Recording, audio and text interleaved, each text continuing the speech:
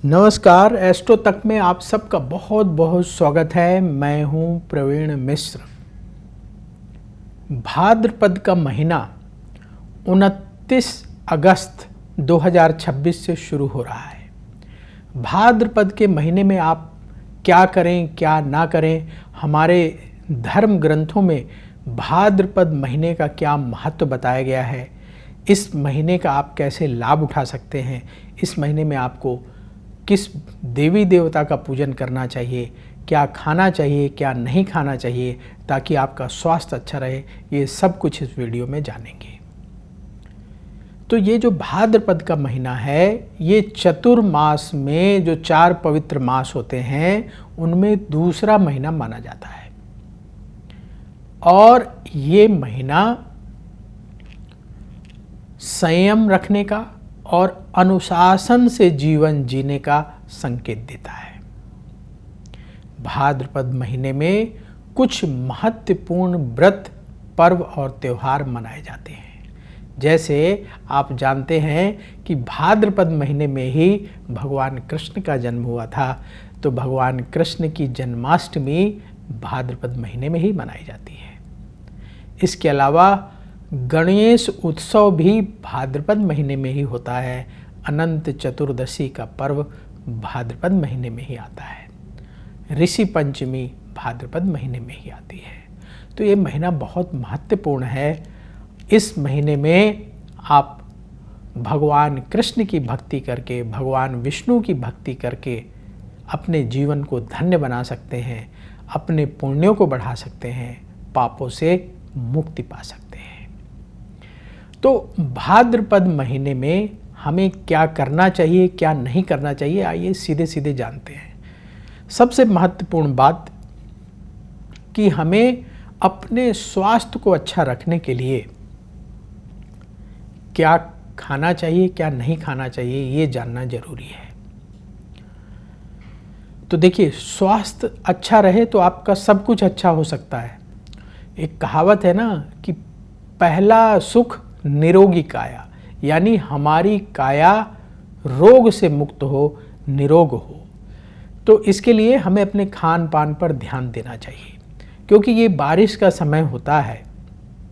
तो बारिश में वैसे ही इम्यूनिटी थोड़ा सा कमज़ोर रहती है, और ऐसे में हमें हार्ड फूड, जिनको डाइजेस्ट होने में बड़ा समय लगता है, ऐसा भोजन नहीं करना चाहिए। तामसिक भोजन नहीं करना चाहिए। इसके साथ ही भाद्रपद महीने में प्याज, लहसुन, दही, मूली, बैगन और जो कच्चे पदार्थ हैं उनका सेवन नहीं करना चाहिए। मांसाहार नहीं करना चाहिए। ये चीज़ें आपके स्वास्थ्य को प्रभावित कर सकती हैं। इसके साथ ही बहुत ज़्यादा मसाले वाली चीज़ें भी सेवन नहीं करना चाहिए, क्योंकि पेट बिगड़ेगा तो सेहत बिगड़ जाएगी। शरीर की शुद्धता रख करके जो लोग भगवान का भजन करेंगे उन्हें अवश्य पुण्य प्राप्त होगा। तो हमें शरीर को अपने स्वस्थ रखना चाहिए, शुद्ध रखना चाहिए। भाद्रपद महीने में और क्या नहीं करना चाहिए। देखिए, भाद्रपद महीने में आपको दिन में नहीं सोना चाहिए। जो लोग दिन में सोते हैं उनकी सेहत बिगड़ सकती है। इसलिए कोशिश करें कि भाद्रपद महीने में दिन में ना सोएं। इसके साथ ही, क्योंकि ये पवित्र महीनों में से एक है, इसलिए इस महीने में आपको असत्य वचन नहीं बोलना चाहिए, झूठ नहीं बोलना चाहिए, कड़वे वचन नहीं बोलना चाहिए, क्रोध नहीं करना चाहिए। और क्या नहीं करना चाहिए भाद्रपद महीने में, क्योंकि सभी मांगलिक कार्य, शुभ काम वर्जित होते हैं, जैसे गृह प्रवेश है, विवाह है, तो ऐसे कार्य इस महीने में नहीं करना चाहिए। तो ये कुछ प्रमुख बातें हैं जिनका हमें ध्यान रखना चाहिए कि ये हम भाद्रपद महीने में नहीं करेंगे। अब आइए जान लेते हैं कि भाद्रपद महीने में आपको क्या क्या करना चाहिए। देखिए, भाद्रपद महीने में हमने आपको शुरू में ही बताया कि भगवान कृष्ण का जन्म हुआ था, जन्माष्टमी का पावन पर्व आएगा, तो आपको भगवान कृष्ण का यथाशक्ति यथासंभव पूजन करना चाहिए, भगवान कृष्ण के मंत्रों का जाप करना चाहिए। इसके साथ ही भगवान कृष्ण भगवान विष्णु के ही अवतार हैं, तो आपको भगवान विष्णु का भी पूजन करना चाहिए, भगवान विष्णु और माँ लक्ष्मी का, और भगवान विष्णु के मंत्रों का जाप करना चाहिए। और जैसा कि आप सब जानते हैं कि ये जो 4 महीने हैं, इसमें भगवान विष्णु योग निद्रा में होते हैं, तो शिव जी जगत का काम संभालते हैं, तो शिव जी का पूजन अवश्य करना चाहिए। शिव जी के मंदिर जा कर के जल अवश्य चढ़ाना चाहिए। और क्या करना चाहिए? भाद्रपद महीने में यथाशक्ति गरीबों को अन्न का दान करना चाहिए। जितना आपकी शक्ति हो, सामर्थ्य हो, बजट हो, उस हिसाब से दान करना चाहिए।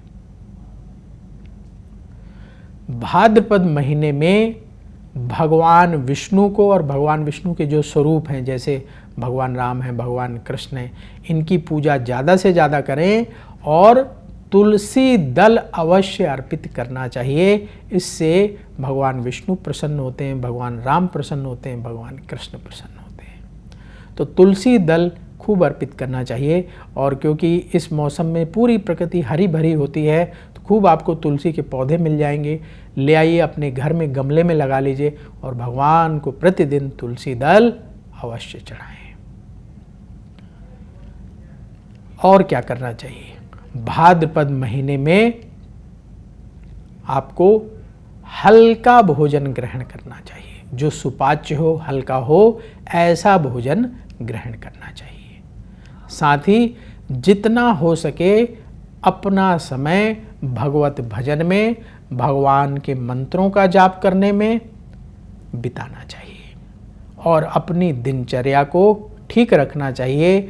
सुबह जल्दी उठें और देर रात तक ना जागें, अपना काम समाप्त करके और कोशिश करें कि जल्दी सो जाएं ताकि सुबह जल्दी उठ पाएँ। तो अपना दैनिक कार्य खूब मेहनत से करें।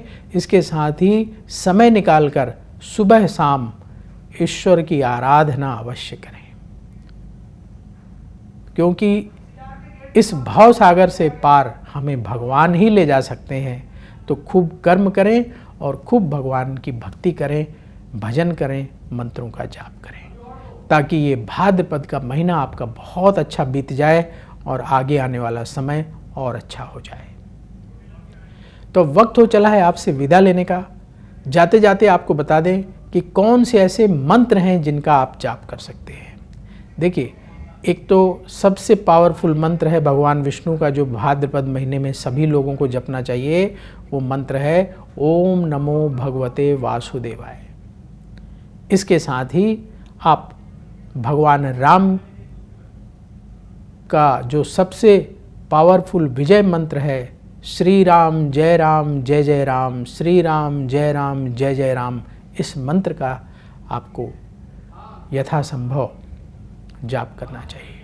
आप भगवान कृष्ण के मंत्र का भी जाप कर सकते हैं। सबसे प्रसिद्ध मंत्र है हरे कृष्ण कृष्ण कृष्ण हरे हरे, हरे राम राम राम हरे हरे। इस मंत्र का भी आप जाप कर सकते हैं। इसके साथ ही एक बहुत ही अच्छा नाम संकीर्तन है जो करना चाहिए, जो हम आपको अवश्य बताना चाहेंगे। आप भी करिए, बड़ा मन शांत होता है, सबको करना चाहिए। क्या है नाम संकीर्तन? हरि शरणम हरि शरणम हरि शरणम हरि शरणम हरि शरणम हरि शरणम हरि शरणम हरि शरणम हरि शरणम हरि शरणम हरि शरणम हरि शरणम। इस मंत्र का यथाशक्ति इस नाम संकीर्तन का कहिए कि हरि के नाम का यथाशक्ति कीर्तन करें तो भगवान विष्णु की विशेष कृपा आपको मिलेगी और जीवन में सुख शांति बढ़ेगी और आपकी मनोकामनाएं पूर्ण होंगी। तो अब वक्त हो चला है आपसे विदा लेने का। देखते रहिए एस्ट्रो तक। बहुत जल्दी फिर आपसे मुलाकात होगी और कमेंट बॉक्स में हरि शरणम जरूर लिखें। हरि की शरण में हम सब चलें, तभी हम सबका उद्धार होगा। बोलिए भगवान विष्णु की जय। अगर आप मुझसे जुड़ करके अपनी समस्याओं का समाधान चाहते हैं और चाहते हैं कि आपकी समस्याओं को ज्योतिष के माध्यम से सुलझाया जाए, तो आप हमसे संपर्क कर सकते हैं, जुड़ सकते हैं एस्ट्रो तक पर।